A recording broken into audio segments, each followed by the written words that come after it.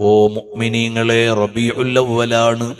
ഒറ്റ ദിവസവും മുടങ്ങാതെ വീട്ടിൽ മൗലിദോദണം.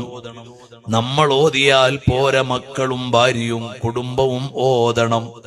എല്ലാ ദിവസവും സ്വലാത്തു ചൊല്ലണം. ഈ റബീഉൽ അവ്വലിൽ നബി സല്ലല്ലാഹു അലൈഹി വസല്ലം തങ്ങളുടെ ഒരു സുന്നത്തെങ്കിലും ജീവിതത്തിലേക്ക് നമ്മൾ ഹയാത്താക്കണം. ളുഹാ പതിവാക്കാത്തവർ അത് പതിവാക്കാൻ ശ്രമിച്ചോളൂ. അത് ഈ റബീഉൽ അവ്വലിന്റെ സമ്മാനമാണ്. ചെരുപ്പ് ധരിക്കുമ്പോൾ ആദ്യം വലതുകാലിൽ ധരിക്കാൻ ശ്രദ്ധിച്ചോളൂ. അത് നമുക്ക് ചെലവില്ലാതെ അവിടുത്തെ ചര്യ തുടരാൻ ഒരു മാർഗമാണ്. മോതിരം ഇല്ലാത്തവർ ഒരു ചെറിയ മോതിരം ഇട്ടോളൂ. അതും അവിടുത്തെ സുന്നത്താണ്. ആ മോതിരം ധരിക്കുമ്പോൾ ആ സുന്നത്തിനെ ഇഹ്യാ ചെയ്യുന്നു എന്ന നിലക്ക് ഇട്ടോളൂ. അതിനും പ്രതിഫലമുണ്ട്. നഖം മുറിക്കാറുണ്ടല്ലോ.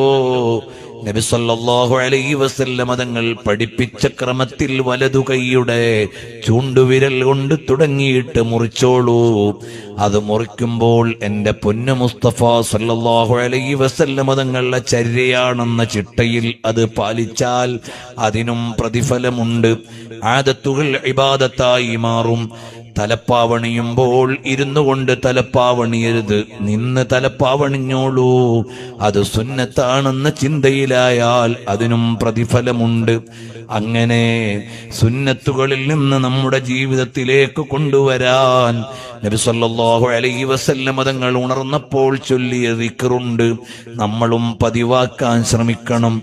ആദ്യം ഉണർന്നപ്പോൾ നബി സല്ലല്ലാഹു അലൈഹി വസല്ലം തങ്ങൾ ഓതുന്ന ആലു ഇംറാനിലെ അവസാനത്തെ 10 ആയത്തുകളുണ്ട്. ഇന്ന ഫീ ഖൽഖിസ് സമാവാതി വൽ അർളി വഖ്തിലാഫിൽ ലൈലി വന്നഹാർ.